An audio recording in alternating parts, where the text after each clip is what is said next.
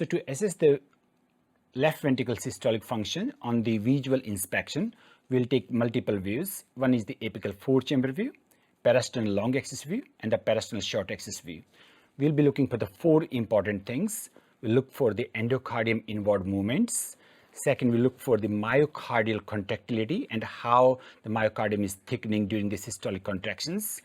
Third, we look on the geometry of the left ventricle. Is it still triangular in shape? It's not globular, it's not dilated or rounded. And fourth, we look on the mitral valvular movements during the cardiac contractions. Let me demonstrate these 4 things in the different views.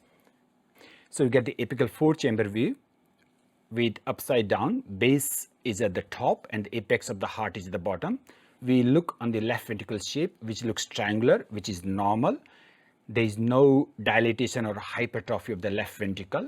We can see the myocardium contracting nicely with the systolic contractions, and there is inward movements of the endocardium nicely when the heart contracts.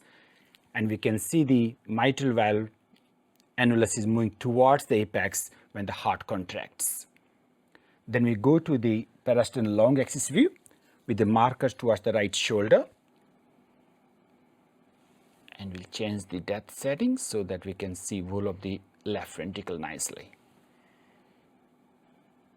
So this is at the mitral valvular level. If we tilt the probe more towards the cavity, then we'll get the parasternal short axis view. At the papillary muscles level, we can see the anterior and the posterior papillary muscles very clearly here. Now in this view, I observe for the endocardial movements during the systolic contractions is moving nicely inwards, and left ventricle cavity looks small during the systolic contractions. Both the interventricular septum and the free wall is contracting nicely, and there is no dilatation of the left ventricle, and there is no hypertrophy of the myocardium.